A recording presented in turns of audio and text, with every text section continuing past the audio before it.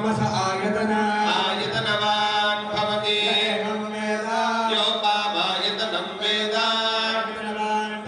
नक्षत्राणि वा अपामायतना आयतनवान् भवति नक्षत्राणामायतनं वेद आयतनवान् भवति आपो वै नक्षत्राणामायतना आयतनवान् भवति एवं वेद योपामायतनं वेद आयतनवान् भवति पर्जन्यो वा अपामायतना आयतनवान् भवति पर्जन्यस्यायतनं वेद आयतनवान् भवति आपो वै पर्जन्यस्यायतनं वेद आयतनवान् भवति संवत्सरो वा अपामायतना आयतनवान् भवति संवत्सरस्यायतनं वेद आयतनवान् भवति आपो वै संवत्सरस्यायतनम् आयतनवान् भवति एवं वेद ॐ सुनावं प्रतिष्ठितां वेद प्रत्येव तिष्ठति राजाधिराजाय प्रसङ्गदाहिने वैष्णवाय कुर्महे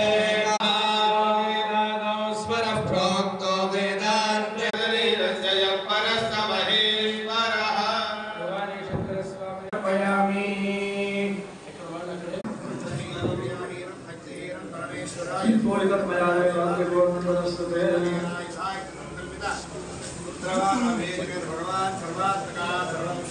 చేసుకొని మనం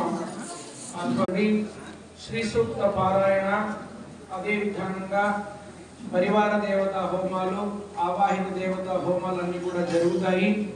సాయంత్రం ఏ రకమైనటువంటి హోమము భక్తులు ఎవరు కూడా దానికి సంబంధించి సామాగ్రి తెచ్చుకోవడం కానీ కూర్చోవడం కానీ అవకాశం లేదు. పరివార దేవత హోమం మాత్రమే ఉంటుంది, బ్రాహ్మణులే చేసేస్తారు.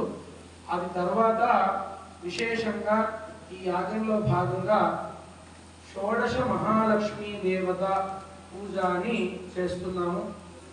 దానికి సంబంధంగా స్త్రీలందరూ కూడా మీ ఇంటి నుంచే పసుపు కుంకుమ విశేషంగా తీసుకొని రావాలి. వచ్చినట్లయితే మీ అందరి చేత కూడా సంకల్పం చెప్పించడం జరుగుతుంది.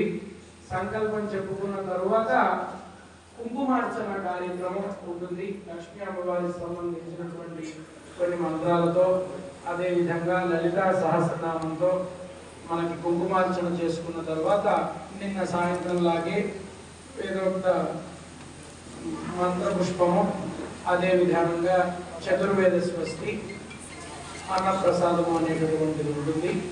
ఆ రకంగా మీరందరూ కూడా సామాగ్రిని ఏర్పాటు చేసుకోవాలి. దేవాలయం దగ్గరికి వచ్చి కుంకుమలు అందలేదు, పసుపు అందలేదు అంటే ఎవరు కూడా మీకు ఇవ్వడానికి అవకాశం ఉండదు.